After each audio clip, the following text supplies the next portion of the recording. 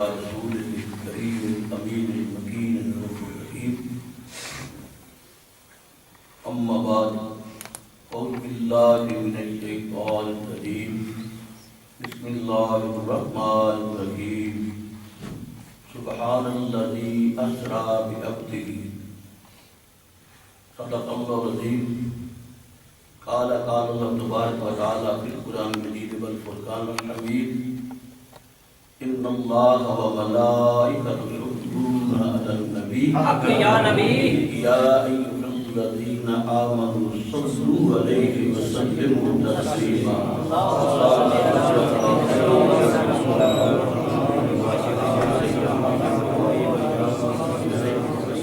الصلاۃ والسلام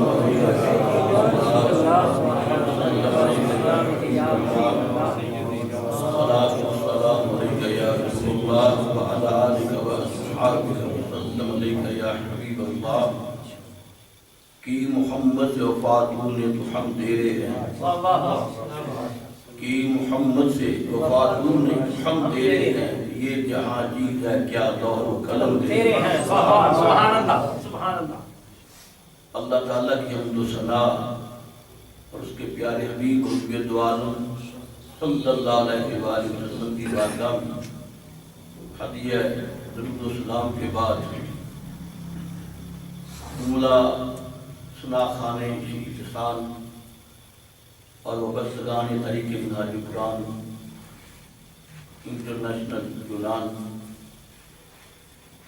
دور و نزدیک سے آج کی اس روحانی محفل پاک میں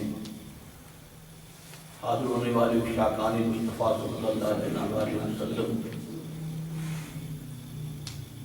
اللہ رب العزت کا بے حد و بے حساب شکر ہے جس نے ہمیں آج اس عقیدہ روحانی محفل پاک میں شرکت کی توفیق عطا فرمائی. اور اس وقت ہم اللہ کے گھر میں اس مجلس میں حاضر ہیں. اللہ تعالی ہمارا آنا بیٹھنا ذکر و اذکار کرنا سننا اور سنانا اپنی بارگاہ میں قبول فرمائے. آمین. ہم سب کی زندگی بھر کی ساری خطائیں معاف فرمائے. آمین. آج کی اس محفل پاک میں اتنا میرے پاس وقت ہے، اس میں محبوب کائنات امام الانبیاء سید الانبیاء آمنہ کے پیارے لال بطوحہ کے چہرے والے ماداد البصر کی پیاری حسین آنکھوں والے علم نشہ کے سینے والے محبوب دو جہاں صلی اللہ علیہ وآلہ وسلم کی زندگی میں جو ایک اہم اور بڑا حسین واقعہ آیا اور جو سب موجود ہے سب سے بڑا موجود ہے اس پر چند الفاظ. سبحان اللہ سبحان اللہ. یہ ماہ رجب المرجب ہے اور اب اس کا ایک ہی جمعہ باقی رہ گیا ہے. اللہ. اس کے بارے میں میرے کریم آقا مدنی تاجدار صلی اللہ علیہ وآلہ وسلم نے ارشاد فرمایا کہ یہ رجب اللہ کا مہینہ ہے. اللہ اکبر. یہ رجب اللہ کا مہینہ ہے. اللہ کا مہینہ ہے. جب ان الفاظ کو پڑھا تو پھر تھوڑا سا اس میں گم ہوئے کہ مولا تیرے محبوب صلی اللہ علیہ وسلم کی زبان سے جو بات نکلتی ہے وہ حق پہ مبنی ہے. حق کے بغیر وہاں سے کچھ نکلتا ہی نہیں. تو محبوب دو جہاں صلی اللہ علیہ وآلہ وسلم نے فرمایا کہ یہ مہینہ رجب کا اللہ کا ہے. تو پھر یہ سوال پیدا ہوتا ہے کہ یہ اللہ کا ہے تو باقی 11 کس کے ہیں؟ اللہ اکبر. اللہ اکبر. ساری کائنات کو پیدا فرمانے والا بھی تو ہے، سارے حسن عطا کرنے والا بھی تو ہے، ساری شکلیں بنانے والا بھی تو ہے. ہر کسی کے دل میں جو جی چاہے وہ نقش کرنے والا بھی تو ہے، کسی کے دل کو پقیدہ کرنے والا بھی تو ہے، جو سب کچھ ہی تو کرنے والا ہے، سب کچھ ہے بھی تیرا ہی ہے، تو پھر اس کی تخصیص کیوں ہوئی؟ میرے کریم آقا صلی اللہ علیہ وآلہ وسلم نے کیوں فرمایا کہ یہ رجب میرے اللہ کا مہینہ ہے؟ میرے پرانے ناظم جو کہ مسجد لکھیا میں کبھی طریق منہاج القرآن کے پلیٹ فارم پہ وہاں ہماری جو کابینہ تھی اس کے ناظم تھے محمد ظفر اوان صاحب جو تشریف فرما ہے، ان کے علاوہ میں دیکھ رہا ہوں سارے چہرے جو ہیں وہ بڑی محبت والے، ناصر اکبر صاحب وہاں جو دیا کرتے تھے بڑی محبت سے، تو واجد تو وہاں اسی وجد میں ہی آیا کرتا تھا جیسے آج بیٹھا ہوا ہے۔ تو یہ سارا ماحول سرور صاحب یہ سارے اپنے ساتھی ہیں، تو اس لیے میں چاہتا ہوں آج محبت ہی کی بات ہے، محبت کی دنیا میں محبت کی بات ہوتی ہے۔ میں نے جب یہ پڑھا تو دل میں ایک تخیل پیدا ہوا، ایک خیال پیدا ہوا، یہ سارے مہینے جو ہیں یہ سارے ہی اللہ کی ہیں، لیکن اس کے بارے میں میرے کریم آقا جو الفاظ فرمایا کہ رجب میرے اللہ کا مہینہ، اس کی وجہ کیا ہے؟ تو جب اس کے اوپر تھوڑا سا غور کیا تو پھر آگے سے جو آواز آئی، جو بات ملی، وہ ملی کہ ہیں تو سارے مہینے اللہ ہی کے، لیکن جس کو اللہ اپنے ساتھ مخصوص کر لیتا ہے اس میں اللہ باقی مہینوں سے زیادہ اپنی رحمتوں کا نزول اس مہینے میں اللہ تعالیٰ اپنی رحمتوں کا نزول باقی مہینوں سے زیادہ کرتا ہے، یعنی اس کی بخشش کا دائرہ وسیع ہو جاتا ہے، اس کے کرم کا دائرہ وسیع ہو جاتا ہے۔ تو جتنا دائرہ کرم کا وسیع ہوتا ہے اسی وسعت کے اعتبار سے گناہ گاروں کے گناہ معاف ہوتے ہیں، سبحان اللہ، گناہ گاروں کے گناہ معاف ہوتے چلے جاتے ہیں۔ تو گویا یہ مہینہ اپنے گناہوں کو بخشوانے کا ہے۔ اللہ کے پیارے حبیب صلی اللہ علیہ وآلہ وسلم نے ارشاد فرمایا کہ یہ مہینہ میرے اللہ کا ہے، اور اس کے ساتھ جو مدثر ہے دوسرا آگے آنے والا شعبان کا، اس کے بارے میں فرمایا یہ میرا مہینہ ہے، یہ میرا مہینہ ہے۔ یعنی جب تم اللہ کی بارگاہ میں توبہ کر کے اس مہینے میں داخل ہو جائے وہ تو گویا میرے قرب میں آ جائے،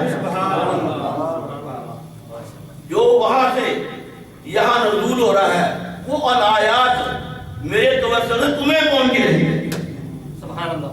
اور پھر فرمایا اس کے بعد جو اس کے ساتھ ہی مدثر مہینہ آنے والا جس کا نام رمضان مبارک ہے، رمضان مبارک ہے، فرمایا یہ میری امت کا ہے، یہ میری امت کا ہے، اے امت تجھے مبارک ہو، جس پر اللہ کا اتنا کرم ہے کہ اللہ تعالیٰ نے اپنے حبیب کے توسط سے تجھے ایک مہینہ ہی عطا فرما دیا ہے۔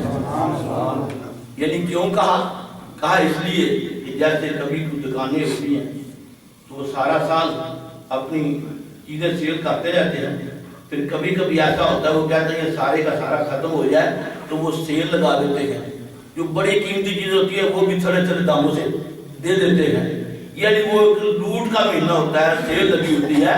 تو گویا اللہ کے پیارے حبیب صلی اللہ علیہ وسلم نے ارشاد فرمایا کہ وہ جو مہینہ آئے گا وہ لوٹ سیل کا مہینہ آئے گا، وہ میری امت کے لیے بڑا ہی کرما والا مہینہ ہے۔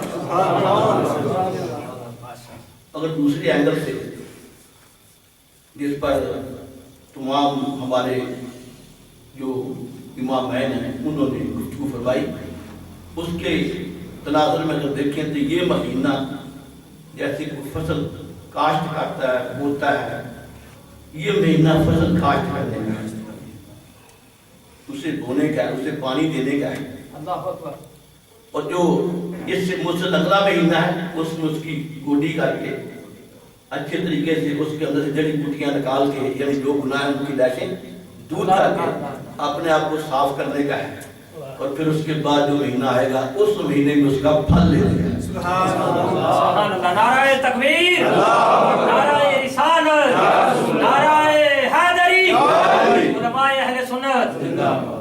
اس مہینے کا اگر کوئی آدمی ایک روزہ رکھ لیتا ہے، کتنے روزے؟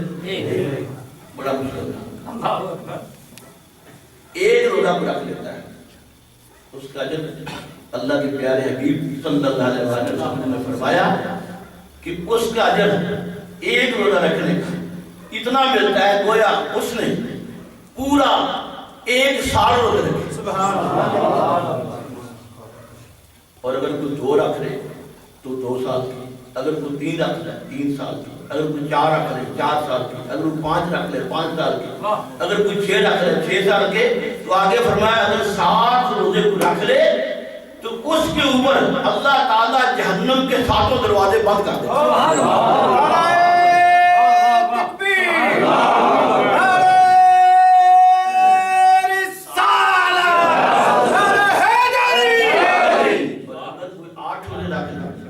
اگر کوئی 8 روزے رکھ لے تو اس کی فضیلت یہ ہے کہ اللہ تعالیٰ اس کے اوپر جنت کے 8 دروازے کھول دے۔ سبحان اللہ، یہ دروازے جیت جاتا ہے چلا۔ اللہ اکبر۔